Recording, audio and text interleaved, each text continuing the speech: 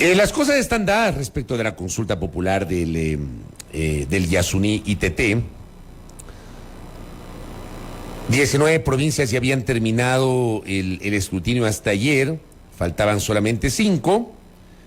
En el caso de la consulta del Yasuní, se ha llegado casi al 99%, 98,52%, 58,96% a favor del sí, dejar el petróleo bajo tierra, 41,04% a favor del no, continuar con la actividad extractiva. ¿Cuál es la opinión de la Asociación Nacional de Trabajadores de las Empresas de Energía y Petróleo del Ecuador, ANTEP? Su representante, su vocero, David Almeida, está con nosotros. David Almeida hizo permanente vocería en oposición al sí en la consulta popular, pero finalmente esa fue la opción que ganó de acuerdo a la consulta. David, ¿cómo le va? Bienvenido, buen día. Buenos días, Fabricio y Belkis, un placer estar nuevamente aquí. Gracias a usted. ¿Cómo asume el resultado? Bueno, como siempre analizando las cifras, ¿no? Porque es importante siempre desglosar y ver qué es lo que pasa. Sí, efectivamente gana en la mayoría de provincias del país, con excepción de Sucumbíos y Orellana, que coincidencialmente son las provincias petroleras y justamente las provincias que el ambientalismo financiado por los capitales verdes internacionales decía defender. Es curioso cómo todo el argumento que se hablaba de que el petróleo no le ha dejado nada al oriente, de que la gente está cansada del petróleo, que es hora de avanzar y de cambiar, se cae justamente en las provincias donde hay producción petrolera, ¿no? Y como habíamos anticipado, esto está generando ya un conflicto social. Ya en las provincias de Orellana y Sucumbíos, sobre todo en Orellana, porque el bloque 43 está en Orellana, se está generando un inicio de una movilización social alrededor de los grupos que están vinculados a la actividad petrolera, que es la mayoría de la población, ¿no? El transporte pesado, los comerciantes, trabajadores y demás, para rechazar el hecho de que solo esta consulta se ha realizado con carácter nacional, cuando todo el resto de consultas, incluida la del Chocó Andino, que se realizó al mismo tiempo, se ha hecho de carácter local. Recordarás, Fabricio, de que nosotros siempre cuestionamos también eso, de por qué había esas diferencias. Inclusive la diferencia de que en el caso del Chocó se respetaba las concesiones previamente establecidas, en el caso del Yasuní se mandaba a desmantelar. Entonces, esto está generando ya lo que habíamos advertido, que era el conflicto social que se iba a generar en las zonas de operación. Y claro, esto no lo van a resolver los ambientalistas, lo va a tener que resolver el Estado. Pero no sabemos cuál va a ser el desenlace de esto, ¿no? Porque ya incluso se está hablando de que la población no va a permitir el desmantelamiento de la operación. Y esto es grave porque tenemos un tema jurídico. Yo no voy a pronunciar en lo jurídico porque no soy experto en la materia, pero entiendo de que hay una consulta popular que ordena a detener una operación y por otro lado hay gente que se siente afectada en el derecho al no haber sido consultados, ellos siendo los directamente afectados únicamente en esta operación. Y como te digo, no sé cómo vaya a terminar esto por ese lado. David, bienvenido nuevamente, buenos días, le saluda Belkis Sánchez. Yo quisiera profundizar un poco y tratar de leer de alguna manera lo dicho en las últimas horas por el ministro de Energía, Fernando Santos, quien ha catalogado de alguna manera estos resultados de la consulta como un problema constitucional, que se ha generado a partir de estos resultados preliminares todavía, un problema constitucional, y ha dicho que están a la espera de estos resultados definitivos para ver qué acción se puede tomar. El ministro ha hecho referencia a que la Constitución de la República en su artículo 57 señala que quienes tienen que decidir si se inicia o termina una operación de explotación de recursos naturales son los habitantes del territorio. En el caso del Yasuní, la consulta popular fue a escala nacional. ¿Qué podría ocurrir una vez que se conozcan estos resultados definitivos? Bueno, lo primero es que respecto del ministro, ahí comparto, es parte de la imagen que presentaba Fabricio hace un momento, su comentario de la calificación del gobierno, porque yo no entiendo cómo una autoridad de Estado, teniendo en consideración esto, no presentó las objeciones previo a la consulta, ¿no? O sea, efectivamente ellos eran los obligados a hacer esto. Más allá de lo que diga el ministro, yo lo que sé es que la población de la zona se siente asistida, por lo menos en materia jurídica, de presentar algún tipo de reclamo constitucional, incluso a nivel internacional, y tengo entendido que eso están haciendo. Y yo no sé, como he dicho, en qué vaya a terminar desde el punto de vista jurídico. No sé si realmente se pueda o no se pueda presentar un reclamo constitucional o internacional en esta materia. Pero sí llamo la atención de la irresponsabilidad de un gobierno y de un ministro que, conociendo de esto, no hicieron nada antes de que se den los resultados de la consulta popular y luego vienen a dar declaraciones con posterioridad, ¿no?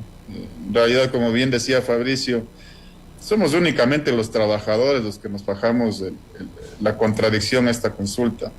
Nadie más lo hizo antes y hay una razón de esto también, ¿no? Porque justamente un comunicado público que nosotros habíamos emitido hace un par de días, analizábamos esto y decíamos que ahora lo que nosotros tenemos como atención, como peligro, es la privatización de todos los campos en el oriente. Porque evidentemente al tener que invertir en desmantelar infraestructura, una inversión que no va a generar ingresos, al dejar de recibir los 1.200 millones de dólares que se ingresaba a la caja fiscal, se ha entregado el argumento para que los que buscaron privatizarlo todo, incluido el ministro de Energía, ahora digan que como el Estado no tiene plata para invertir, van a tenerse que privatizar todos los campos, incluido Sacha, que era el que no habían podido justificar la privatización por el bajísimo costo de producción que tiene y porque no había forma de justificar ninguna tarifa para un privado, y que nuestra lucha en este momento está centrada en impedir esa privatización de los campos en operación de Petroecuador y que por eso estamos movilizados y unidos. Lo bueno de esta consulta es que además a los trabajadores petroleros, entendiendo esto, nos unió en defensa de nuestros recursos, mucho más que antes inclusive, nos ha movilizado mucho más que antes inclusive, y eso permite que tengamos la capacidad de defender nuestra empresa y los recursos petroleros. ¿Cuál es al día de hoy la situación? Usted creo que está en la Amazonía, ¿verdad, David? No, todavía estoy haciendo unas labores acá, porque lamentablemente tuve que tomar vacaciones para esto y ahora sí ya tengo que reintegrarme a las labores. Oiga, pero ¿cómo está la situación en las provincias amazónicas?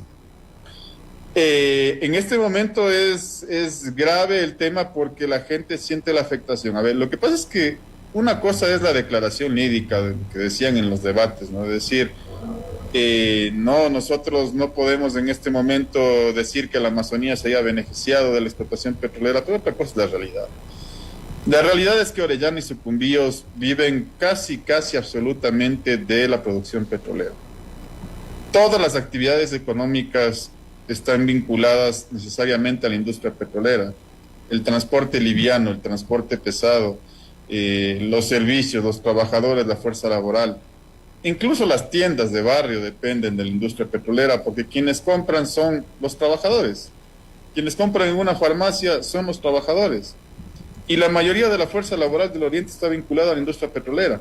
Y sobre todo dentro de la industria petrolera, a las actividades de perforación, que son las que más mueven la economía. Y en estas provincias ya sintieron en el 2015 lo que es detener la operación, porque en el 2015 con la crisis de precios del petróleo se detuvieron casi todas las operaciones de perforación. Si bien se mantuvo la producción petrolera, se detuvo la perforación. Y esto convirtió a ciudades como el Cauca, que eran ciudades muy dinámicas económicamente hasta ese momento, en ciudades fantasmas. Y la gente migró del oriente hacia la sierra, hacia la costa, perdieron trabajos, quebraron negocios, solamente porque paró la perforación. Y esto es lo que va a ocurrir, porque resulta que ahora la mayoría de inversión en perforación está precisamente concentrada en el ITT. Entonces, ellos saben perfectamente lo que se les viene encima en este momento. Y por eso el ánimo está caldeado. Porque además es evidente, es contundente el resultado a favor del no en estas provincias. Y lo que cuestionan es por qué solo en nuestro caso el resto del país tuvo que decidir algo que afecta directamente a nuestro territorio. David, ya yo quisiera un poco hacer este análisis a partir de lo que acaba de decir, pero un poco más en macro, porque usted ha dicho que en su mayoría estas zonas dependen de la actividad petrolera, pero yo le consulto a usted, ¿qué pasa en macro con la inversión social en esas provincias, con la dotación de servicios básicos, con la accesibilidad, con el estado inclusive de las vías y muchas otras demandas de las poblaciones que las conocemos desde hace mucho tiempo?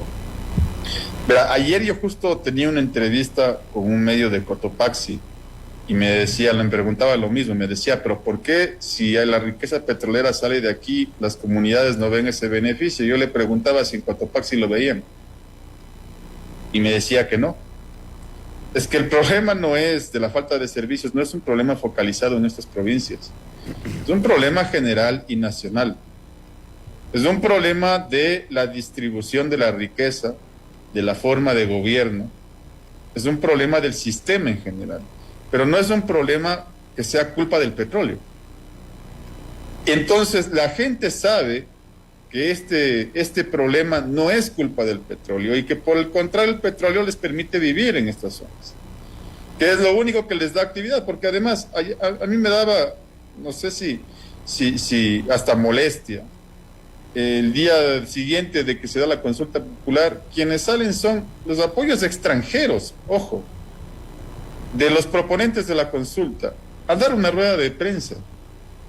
Y ellos dicen, porque les preguntan qué pasa cuando en la Amazonía han votado no, dicen, bueno, van a tener que aprender a vivir de la agroecología o el ecoturismo.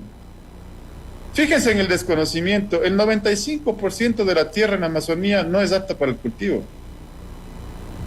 Son tierras que son arcillosas y las pocas tierras cultivables están ocupadas por la agroindustria, por grandes capitales, sobre todo de La Palma, que devastan además la selva, mucho más que la operación petrolera.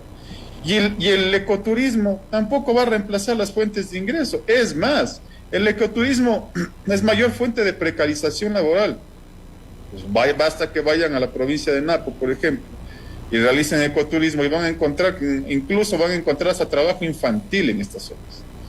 ¿Sí? Entonces, es importante entender que la realidad de las provincias amazónicas, sobre todo de las provincias petroleras, es completamente distinta a la realidad que nos pintaron los proponentes de la consulta, y por eso está el conflicto social que nosotros habíamos afectado. A propósito de lo que usted está diciendo, y dentro de la interacción con nuestra audiencia, le envío un abrazo a Esteban Yerobi, que me escribe, me dice: ¿por qué no regresar a ver las alternativas sustentables, turismo, gastronomía, exportación de cacao, café, panela, etcétera? ¿Por qué no mirar las alternativas amigables con el medio ambiente? Hay muchísimas alternativas, lo digo con conocimiento de causa, pues realizo una revista digital en el noroccidente, es la revista digital Relax y Aventura. Me plantea esto, usted lo acaba de decir, pero profundicemos en eso. O sea, esto no es una opción para dejar en algún momento el extractivismo y fomentar otro tipo de actividades, David.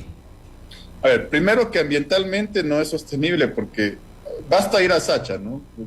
Porque una cosa es hablarlo desde fuera y otra cosa es conocer la realidad allá. En Sacha, por ejemplo, en Cantón Joya de las Sachas, ustedes van a ver una zona que se llama San Carlos, que es una zona de tierra negra, hermosa, cultivable, de las pocas zonas así que hay en el oriente. Está llena de cultivos de palma, que han devastado la selva además, y que son operaciones agroindustriales de capitales enormes de la palma. En el resto del oriente ecuatoriano ustedes no van a ver cultivos, porque la tierra es arcillosa, la tierra del oriente no se puede usar para cultivar. Entonces la solución agrícola para esta zona no es solución. Como decía, el tema del ecoturismo no deja $1.200 millones al año. Y eso que estamos hablando únicamente de uno de los bloques petroleros, ¿sí? Y por lo demás, como he dicho, vayan y vean el ecoturismo que ya existe, vayan y vean el ecoturismo que existe en otras provincias como en Napo, en las mismas Orellana, en Sucumbíos, y van a ver la precarización laboral que se genera con el ecoturismo. Entonces van a ver trabajo infantil ahí, con el pretexto de una presencia o del respeto a la cultura y de lo étnico. Aquí no se condena ni el trabajo infantil. Entonces es importante ver estas diferencias, de que los recursos que se generan para la zona no se pueden reemplazar de esta forma, y que además hay un golpe para el país, ¿no? Que todavía la gente no lo siente, lo va a sentir en un año. Sí, pero el golpe macroeconómico a nivel nacional también va a ser enorme. Los primeros que lo están sintiendo en este momento son los amazónicos de las provincias petroleras, porque saben perfectamente lo que ha ocurrido en 2015 y en 2020 cuando se pararon las operaciones de perforación, que les trajo crisis económica y paró toda actividad, quiebras de negocio y pérdida de empleos en el oriente ecuatoriano. ¿Cuáles pueden ser otras alternativas, David? En el oriente en realidad es difícil, sí, porque como he dicho, además uno tiene que buscar actividades que justamente no generen el impacto ambiental que generan, como el tema de las producciones de palma industrial que tenemos en el oriente, sí. Lo otro es que en el oriente ustedes tienen una infraestructura industrial montada, que no es cualquier cosa, ¿no? Muchas veces se piensa que el oriente es la zona más abandonada, pero en realidad es donde más industria de punta hay, porque la única industria más desarrollada que tenemos en el país precisamente es la industria petrolera. Entonces todo lo que tiene que ver con aparato industrial, mucho de ese aparato industrial está montado en el oriente, alrededor de la industria petrolera. Quítenme esto y no va a haber nada. ¿Y cuál es la muestra de ello? Basta ver qué pasaba antes de los 70 en el oriente. Antes de que haya la industria petrolera en el oriente no tenía ninguna actividad económica. No tenía ni población. Porque la población del oriente, en su mayoría, migró para allá, excepto las poblaciones nativas del oriente, que en número eran muy reducidas. La gran mayoría de la población que tenemos actualmente es producto de una migración que se da por la industria petrolera. Hay una razón de que en 400 o 500 años previos no se haya dado esa migración hacia el oriente, y es que no había nada que hacer económicamente ahí hasta que se descubre el petróleo. Entonces es muy difícil, por eso yo les decía también incluso ayer en esa entrevista que les mencionaba, me decían, pero bueno, es que ellos tendrán que aprender a hacer algo. Yo les decía, bueno, sería bueno que vayan y les digan a la gente que está allá, bueno, usted sométase a lo que dijo el resto del país y vea de qué vive. Es una situación bien complicada para alguien que ya ha vivido crisis económicas, que ya sabe lo que implica el parar la operación petrolera y que tiene que sostener a su familia, ¿no? Ahora, yo le pregunto para ir cerrando, David, y a propósito de un comentario que recibo, envío un abrazo a Gerald, que está en sintonía. A ver, el Yasuní, según este resultado y según la sentencia de la Corte, yo no sé en realidad cómo es que ahora se pone en tela de duda el acatamiento de un pronunciamiento popular. A mí me parece increíble esto, de verdad. Creo que no se precisa ser abogado para entender o para tratar de cuestionar lo que se está diciendo a esta hora. Pero hablamos del Yasuní. ¿Qué pasa con con los otros bloques petroleros? Y aquí traslado el comentario del oyente, porque no es que se va a parar la producción petrolera, se va a seguir explotando en otros lados. Y plantea una inquietud que me parece interesantísima. ¿Por qué no demostrar un buen manejo con lo que se está explotando y ahí discutir el futuro, no sé, en el futuro el Yasuní, qué sé yo? Porque, digamos, no es que ya se deja de explotar petróleo y en los otros bloques no va a haber nada más. Es un bloque petrolero, David. Sí, pero es un bloque bien importante y justamente era operado 100% por el Estado. Yo les voy a hacer otra reflexión, Fabricio. ¿Quiénes apoyaron la campaña por el sí económicamente? ¿Quiénes lo hicieron? Los capitales verdes detrás de las ONGs. Uno hubiera esperado, la lógica nos dice eso, que los capitales petroleros hubieran hecho campaña por el no y hubieran puesto plata, pero eso no ocurrió. ¿Por qué? Porque a ellos también les beneficiaba el sí. Ya lo he dicho hace un momento, ¿no? Esos mismos capitales que estaban detrás de la privatización de los campos, de los principales campos petroleros del país, que todavía están en manos del Estado, incluyendo Sacha, son precisamente a los que les convenía que gane el sí. Porque de esta manera, al Estado tener que invertir en el desmantelamiento de un bloque y dejar de recibir ingresos, se le echa un golpe funesto a la empresa estatal. Y lo que van a hacer es justificar con ello la privatización del resto de bloques. Es decir, el golpe que se da no es solo al bloque en particular, al ITT, se le da un golpe a la empresa pública. Y habiéndole dado el golpe a la empresa pública, los buitres de la privatización van a caer sobre el resto de campos para llevarse la renta petrolera que nos queda. Por eso es que nuestra declaración, yo coincido contigo, Fabricio, para nosotros hay un tema de un pronunciamiento popular Si quería el ministro hacer cualquier observación, tenía que haberlo hecho en su momento, porque ese era su trabajo. A nosotros no nos preocupa ya en este momento ese problema, sino el problema de lo que viene después, que es la privatización del resto de campos petroleros, contra lo que tenemos que ejercer una resistencia fuertísima. ¿Y qué es lo que va a pasar con el resto de la industria petrolera? No pasa nada si sacamos petróleo, pero ese petróleo no le beneficia a la caja fiscal, si se lo llevan los privados, como ocurre ya en otros bloques. Entonces, ese problema es el que tenemos en este momento, contra el que tenemos que luchar y contra el que estamos alertas y movilizados. Correcto, le quiero agradecer a David Almeida. Veamos qué pasa con este tema, con esta discusión en estos días. Muy amable, David. Con todo gusto, Fabricio Belkis. Gracias.